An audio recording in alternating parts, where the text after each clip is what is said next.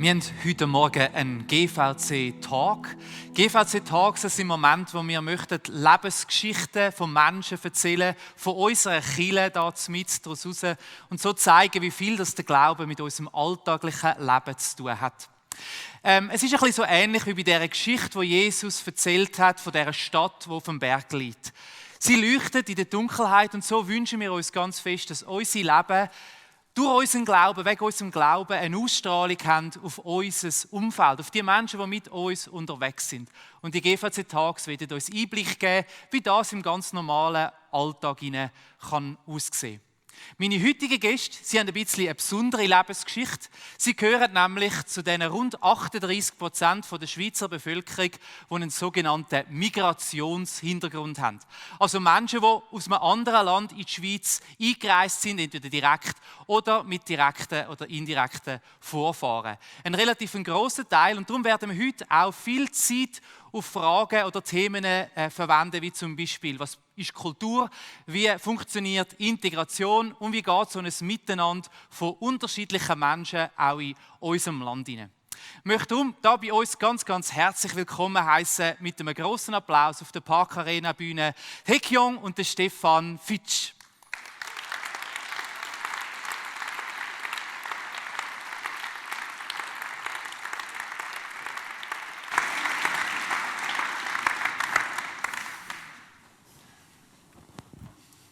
Und jetzt werden wir die Sprache ändern und ich werde auf Hochdeutsch sprechen. Haekyong wird auf Englisch antworten, weil ihr das viel einfacher fällt und sie da mehr von ihrem Herz erzählen kann. Und wir haben aber einen perfekten Übersetzer eingeflogen. Der Stefan wird das nämlich dann für uns übernehmen. Kurz damit wir wissen, mit wem wir es zu tun haben. Haekyong, du bist 43 Jahre alt, du kommst ursprünglich aus Südkorea, du bist Familienfrau. Stefan ist 42 Jahre alt, ursprünglich aus Deutschland, mit 14 Jahren in die Schweiz nach Bülach gekommen und du arbeitest als Project Manager in der Telekommunikationsbranche. Ihr habt gemeinsam 4 Kinder im Alter zwischen 16 und 10 Jahren. Kennengelernt habt ihr euch im Jahr 2000 bei einem Missionseinsatz in Israel und seid seit 2004 verheiratet miteinander. Haekyong, meine erste Frage an dich. Erzähl uns doch ein bisschen von dir. Wer bist du? Wie bist du aufgewachsen? Yeah, I'm Haekyong. Just call me Young, like in English. I was born in South Korea and also grew up Seoul in South Korea. Ich bin Haekyong oder Young in Englisch, wenn es einfacher zum Aussprechen ist, und ich bin in Südkorea in Seoul aufgewachsen. My mom went to church, my dad didn't. I also went to church. Actually, I grew up in a church. Ich bin in einem christlichen Elternhaus aufgewachsen, oder 50%. Meine Mutter ist immer in die Gemeinde gegangen und mein Vater nicht. Aber ich bin eigentlich in einer Kirche groß geworden. When I was teeny, I was deciding for Jesus. I failed again and again. And I was deciding for Jesus, but I failed all the time. In meinen Teenagerjahren habe ich mich dann für Jesus entschieden. Aber es gab so die üblichen Aufs und Abs, immer mal wieder versagt. Dann doch wieder entschieden, wieder versagt, wieder probiert. Even we met in Israel in the mission team. Like I was 21, but I was still doing the stupid things and wrong things and bad things. Und auch an einem Missionseinsatz in Israel teilzunehmen, als ich 21 war, hat nicht dazu geholfen, dass ich nicht mehr Dummheiten gemacht habe. And I didn't know why. I couldn't understand myself. I didn't know what my problem was. Und ich habe es einfach selber nicht mehr verstanden. Ich wusste nicht, was das Problem ist. Warum mache ich immer wieder diese Fehler? And we got married and we had 2 beautiful boys. Dann haben wir geheiratet und haben 2 wunderbare Jungs. And had a depression. Und ich bin in eine tiefe Depression gefallen. I felt very isolated and I was very lonely. I was standing in a desert. Ich habe mich da sehr alleine gefühlt und wie in einer Wüste, einsam und alleine. And after 3 years, depression got rescued me.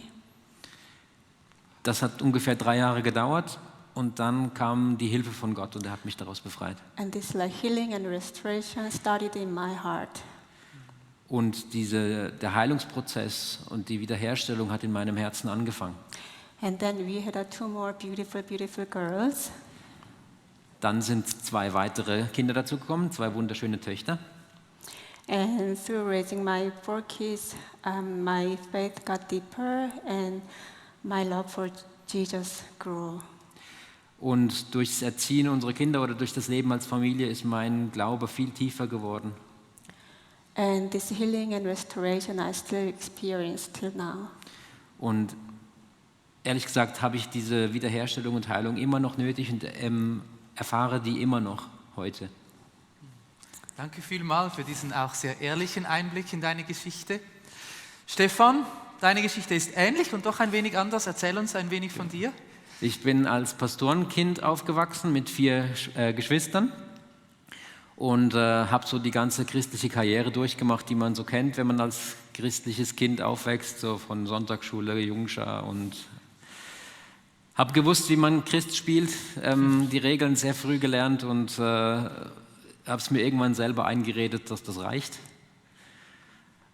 Mit 16 habe ich dann doch gemerkt, oh, Gott hat keine Enkel, er braucht Kinder und durfte mich selber dafür entscheiden. Also das heißt, dass jeder sich selbst da muss für eine Genau, es reicht nicht, wenn meine Eltern das haben, genau.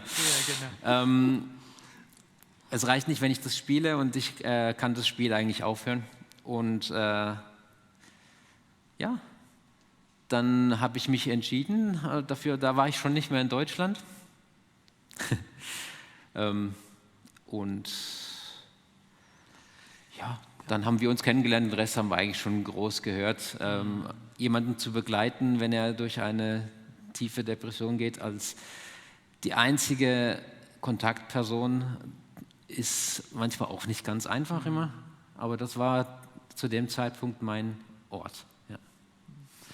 In der Vorbereitung hast du mir gesagt, wenn du dich vorstellst, dann stellst du dich nicht primär als Deutscher vor. Jetzt bist du als Deutscher in die Schweiz gekommen. Wie war das so für dich damals?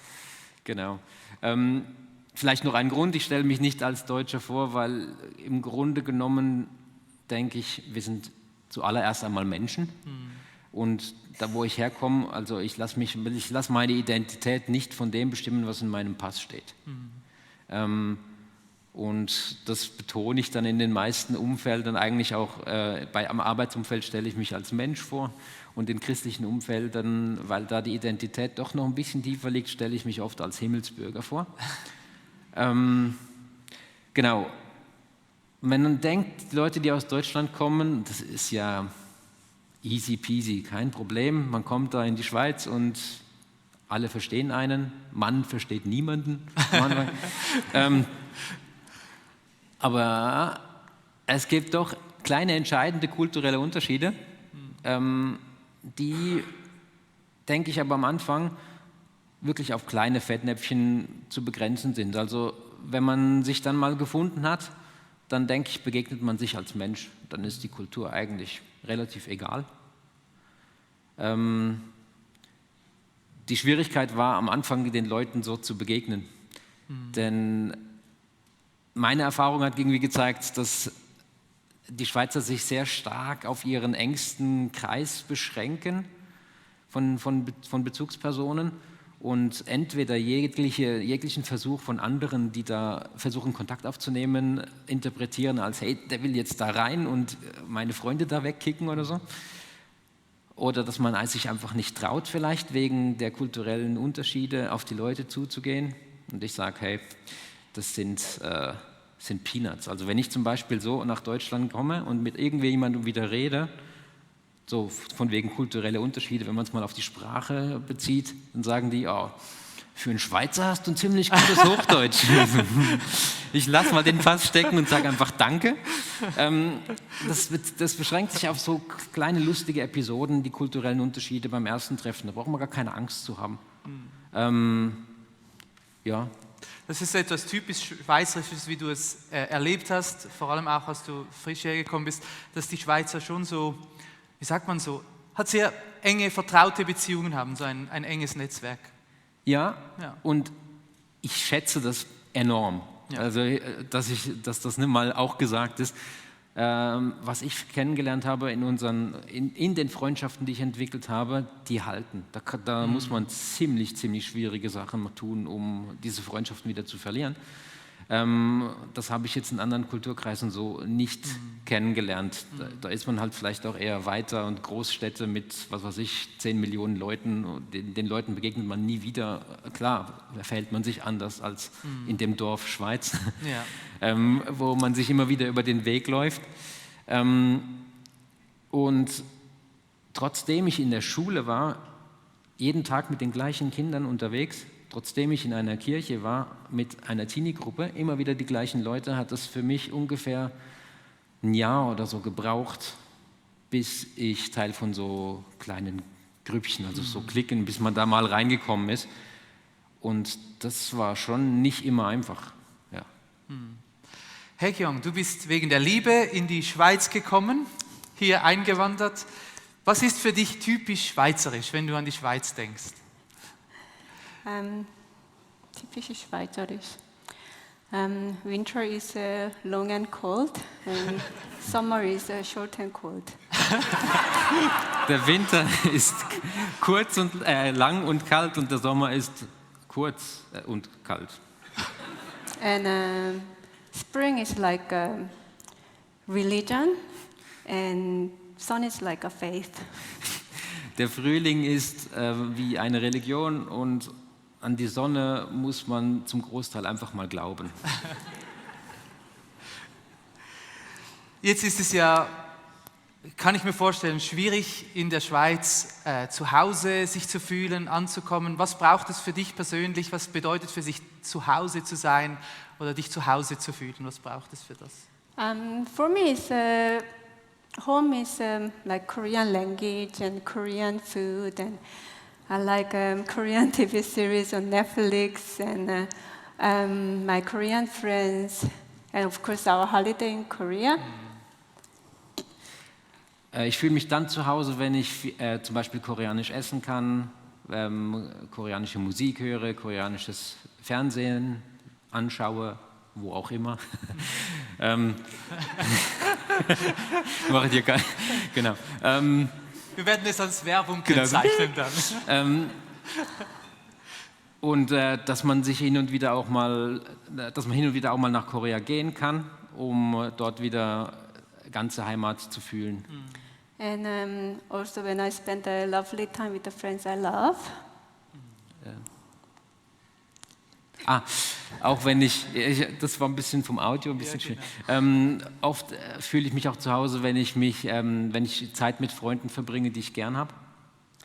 But I feel home when my heart is in God's heart, and when my heart is inviting Jesus, and when my heart is getting invited by Jesus. Aber am meisten fühle ich mich eigentlich dann zu Hause, wenn ich in meinem Herzen mit Gott in Verbindung trete, wenn mein Herz eins ist mit Gott und Jesus in mein Herz kommt.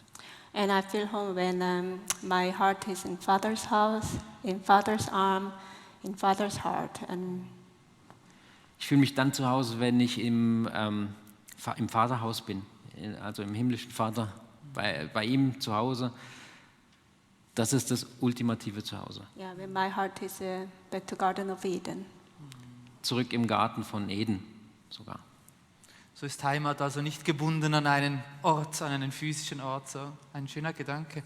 Jetzt sprechen wir auch aktuell, aber schon seit einiger Zeit viel über Integration, auch in der Schweiz. Wir versuchen auch als Kirche da zu lernen, besser zu werden. Was bedeutet für euch Integration? Was braucht es dafür?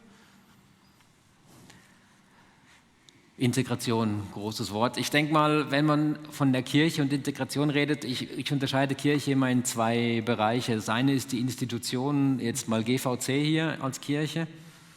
Und da würde ich sagen, gibt es genug Gefäße. Ich brauche nicht noch einen Anlass mehr und da noch was und da noch ein Programm. Das setzt fast eher mehr Druck auf.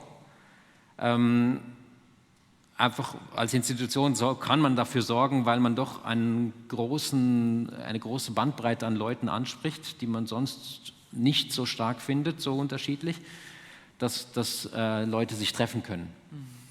Ich finde den zweiten Teil von Gemeinde, wir als Gläubige, als die den Körper von Jesus eigentlich ausmachen, den finde ich den wichtigeren Teil. So wie ich gesagt habe, die kulturellen Unterschiede, das gibt vielleicht kleine Fettnäpfchen, wo man mal reintritt, aber in der Regel sind die nachher sogar lustig, also einmal kurz so Schweiß und nächstes Mal lacht man drüber. Auf die Leute zugehen, keine Angst haben. Die Leute sind nicht da, um euren Freundeskreis zu sprengen, sondern die brauchen einfach mal Kontakt. Und da mal über den Schatten springen und einfach mal sagen, hey, ja, reden wir mal eine Runde. Und dann zeigt sich ja, ob man mehr will oder nicht mehr will. Und das ist ja beidseitig. Also es erwartet niemand, dass man von Anfang an den besten Freund trifft. Ja. Ja. Also du würdest auch sagen, dass wir häufig zu hohe Ansprüche haben an diesen Begriff Integration und dass es im Alltag dann vielleicht viel einfacher, natürlicher ist. Ja, denn schlussendlich begegnen wir uns wieder als Menschen und als Menschen begegnet man sich nicht in irgendwelchen künstlichen geschaffenen Szenarien, sondern das ist vielleicht der erste Punkt, wo ich mich treffe. Aber als Mensch begegne ich dir, Reto, zum Beispiel, wenn wir uns treffen. Wir bei der Vorbereitung, wo man Herzen teilen kann, wo man reden kann. Das, was wir heute Morgen hier machen, ist ja auch nicht unbedingt sich treffen als Mensch. So, das würde mir jetzt wahrscheinlich auch nicht richtig helfen, zu integrieren, aber wir hatten einen Hintergrund, dass man sich persönlich getroffen hat. Und ich denke, so einen Platz schaffen wie heute, aber die richtige Integration findet in den zwischenmenschlichen Beziehungen statt, die nachher gelebt werden. Ja. Hekyong, du hast mir erzählt, dass Integration auch eine große Herausforderung ist. Wie fühlst du dich dabei? I'm living in Switzerland for 18 years. It's still my biggest question. Ich wohne seit 18 Jahren in der Schweiz und das ist immer noch eine riesige Herausforderung, eine große Frage. Yeah, I still ask myself, can I ever learn German and Swiss German? Ich frage mich, ob ich je wirklich gut Deutsch oder Schweizerdeutsch lernen kann. And when my kids all grow up, leave the house, can I still make it? Wenn ich meine Aufgabe jetzt als Mutter der Kinder definiere und die Kinder das Haus verlassen, kann ich denn das wirklich noch überleben hier? Do I still have a reason to stay? Habe ich noch einen Grund hier zu bleiben? Would our marriage still last? Wird unsere Beziehung überhaupt noch bestehen bleiben? I really have fear and doubt in this question. Ja, ich habe oft Zweifel und Angst über diese Frage.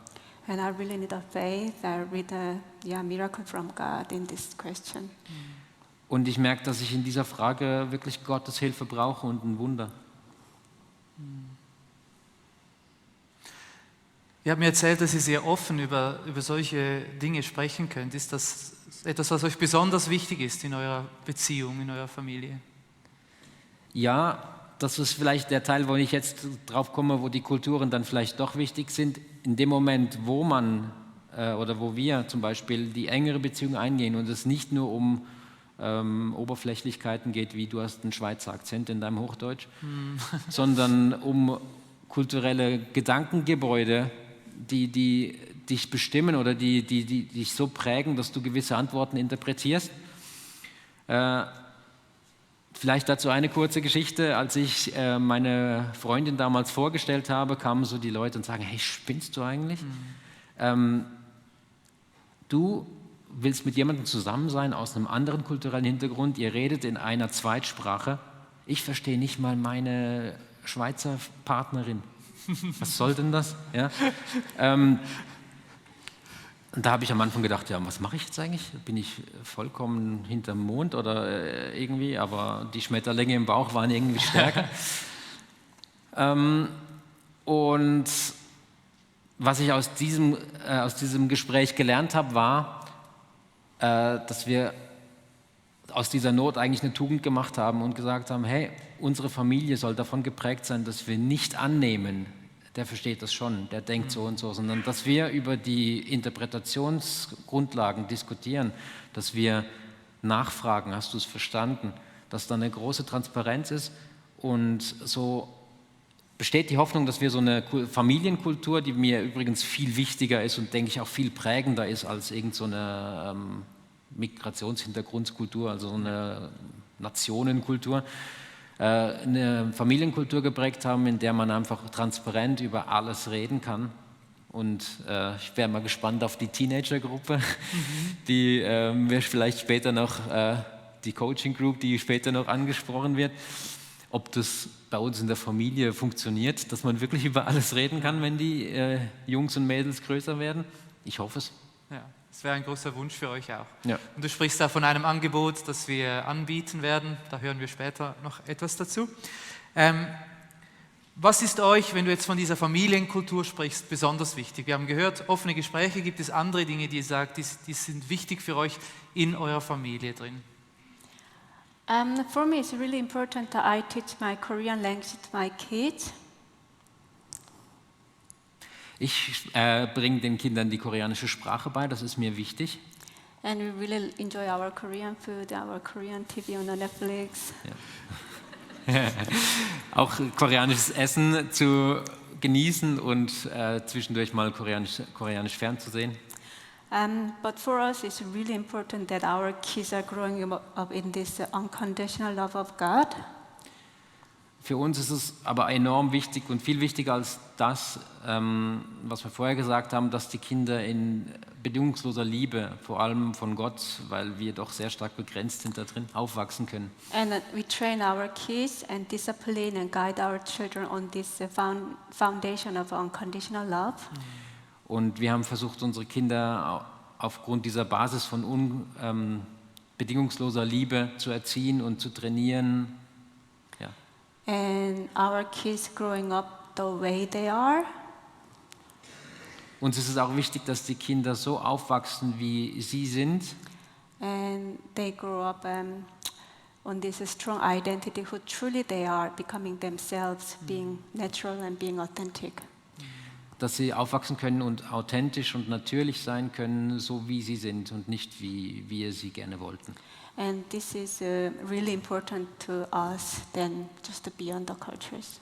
Und das ist Teil unserer Familienkultur, der sehr wichtig ist und viel weiter geht als Kulturen.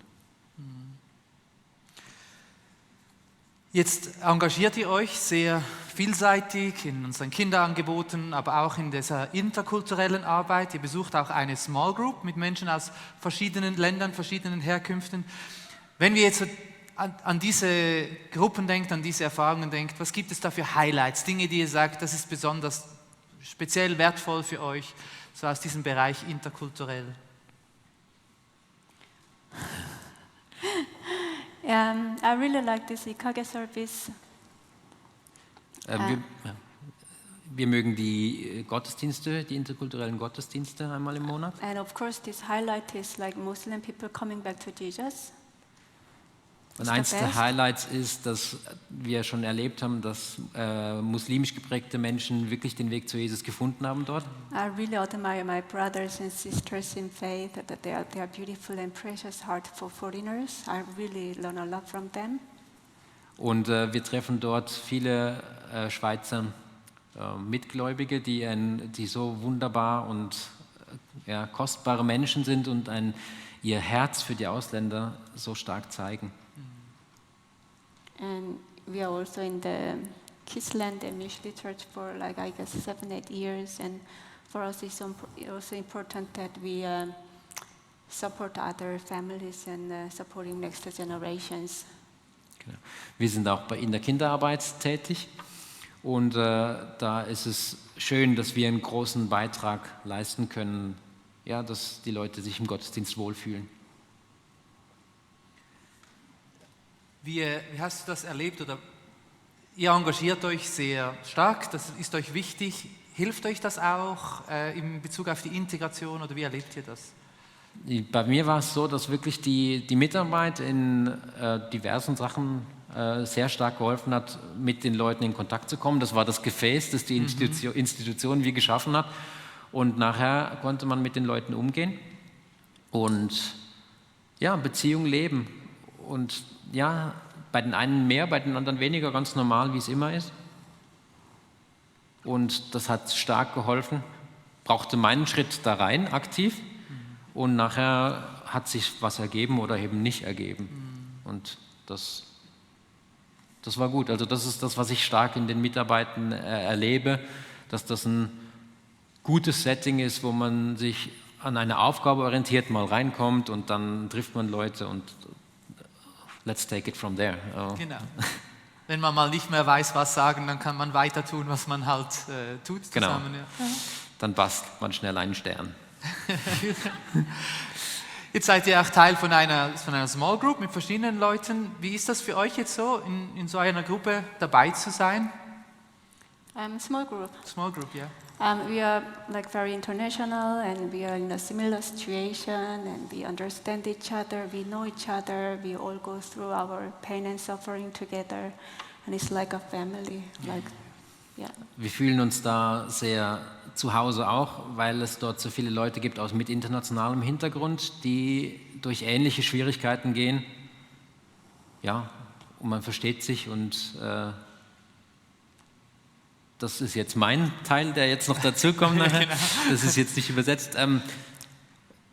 In den Ähnlichkeiten, wenn man auf diese Gruppe isoliert bliebe, das geht vielleicht auch noch ein bisschen in die Frage, was kann die Institution machen, deshalb sage ich nicht noch mehr Gefäße, bilden sich dann oft so, muss man sehr aufpassen, dass sich nicht negative Gespräche bilden. Es ist so schwierig und ja, es ist so schwierig und alles, ja, es ist so schwierig.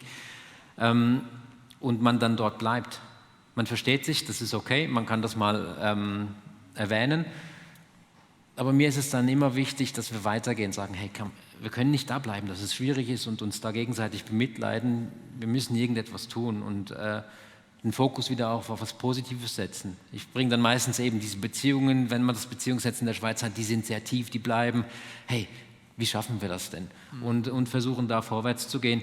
Ich denke, wenn wir die Gefahr ist, wenn man spezielle Projekte oder Programme für die Leute mit Migrationshintergrund startet, dass das mehr so kleine Subgruppen gibt, die in sich, wenn sie nicht so positiv geprägt werden, zwischendurch ein Potenzial tragen, sehr negativ zu werden und isoliert zu bleiben. Du hast es schon angesprochen.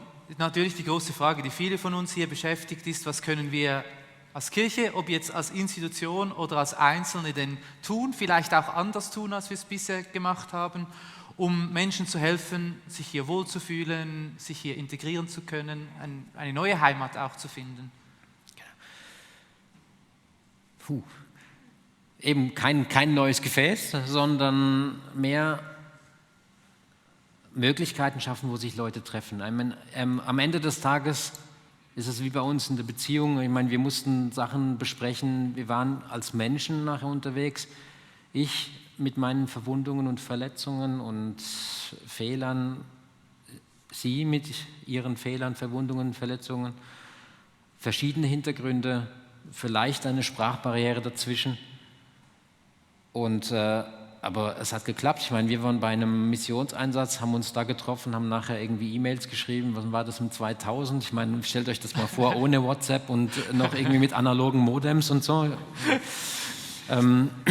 Da die Jüngeren unter uns müssen da mal googeln, was analoge Modems sind.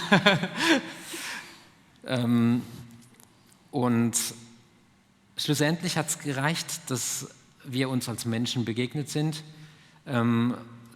das weiter kultiviert haben und jetzt als hier sitzen können und euch aus unserem Leben erzählen, wohl wissend, dass viele Herausforderungen noch vor uns sind. Ich meine, die Fragen, die Herr Kyong hat, habt ihr gehört, also werde ich es schaffen, was, wenn die Kinder groß sind? Das sind Sachen, die bei uns da sind, wo wir an uns arbeiten müssen.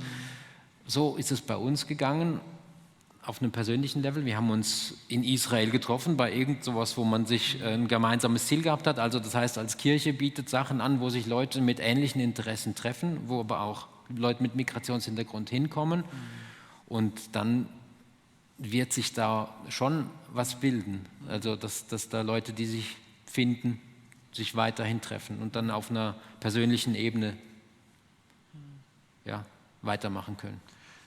So aus dem Gespräch mit euch höre ich stark auch, dass man es einfach tun kann, auf andere Menschen zugehen kann, dass man sich vielleicht weniger von dem bestimmen lässt, was man alles denkt, was passieren könnte, sondern es einfach mal macht.